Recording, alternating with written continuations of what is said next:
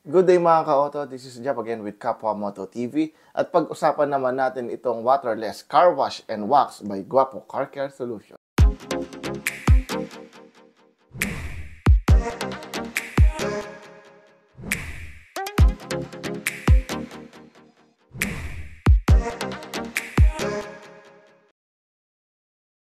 Okay mga ka-auto, pag-usapan natin yung tatlong kategorya na nagustuhan ko dito sa produkto na ito. Yun yung effectivity, portability, and also efficiency. So let's talk about the effectivity first. Sa effectivity, wala na ako masyadong masasabi pa when it comes to effectivity dahil napaka-effective talaga niya. Kahit yung mga natuyong putik sa body paint na sasakyan ninyo, ay kayang-kaya niyan tunawin sa ilang spray lamang at gamit ang microfiber ay kaya niyang ma-wipe out yun. However, ang tanging downside lang na nakikita ko dito is napakalakas niyang kumain or maraming microfiber ang magagamit ninyo kapag ka ginamit nyo itong produkto na ito, especially kapag sobrang dumi na ng sasakyan ninyo. Isa sa mga advantages na nakikita ko dito kapag ka ito gagamitin ninyo is yung portability niya. So you don't need to bring pail, tabo, or even access on the water. All you have to bring is this product and also a set of microfiber na gagamitin ninyo kapag naglilinis kayo ng sasakyan. So, wherever you are, maaari nyo nang linisin yung sasakyan ninyo.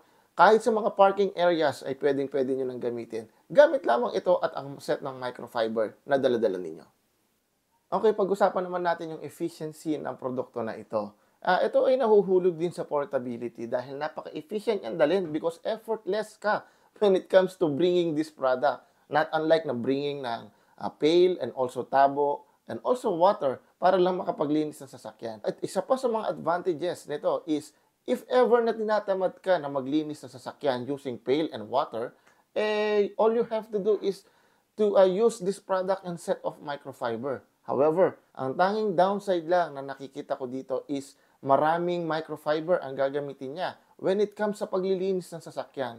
Because you cannot use the single microfiber na panglilinis ninyo sa iba't ibang klase ng panel. Because pagka nadumihan na yung mismong microfiber, huwag na nating ipuna sa ibang panel ng sasakyan dahil magkakos ito ng mga hairline scratches sa body paint ng ating sasakyan. Additionally, meron akong gustong i-emphasize dito na once na inispray nyo ito sa body paint ng sasakyan nyo at gumamit kayo ng microfiber para linisin ito, after ng isang beses na pagpunas nyo or single na pagpunas ninyo, ay meron kayong makikitang haze na maiiwan sa body paint ng inyong sasakyan. Well, after is kumuha kayo ulit ng isa pang malinis na microfiber at punasan nyo siya ulit dahil yung haze na naiwan doon sa body paint ng sasakyan nyo is epekto ng wax na naiwan doon sa body paint ng sasakyan nyo.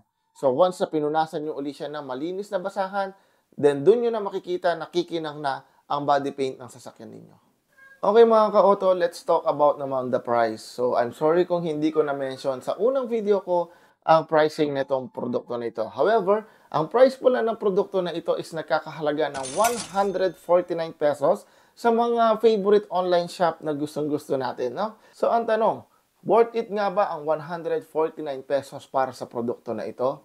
Depende yan sa inyong panlasa or depende sa inyong paggagamitan. Dahil kung ako man ay may access sa water dito sa aking parking area, worth it pa din itong gamitin. What more pa sa mga taong walang access sa water sa kanilang mga parking areas para lamang makapaglinis sila ng sasakyan. Kaya kayo na mismo ang makakapagsabi kung pasok ba ito sa budget ninyo or sa paggagamitan ninyo. Once again, this is Jeff again from Kapwa Moto TV. Maraming salamat sa panonood dito sa Auto Media.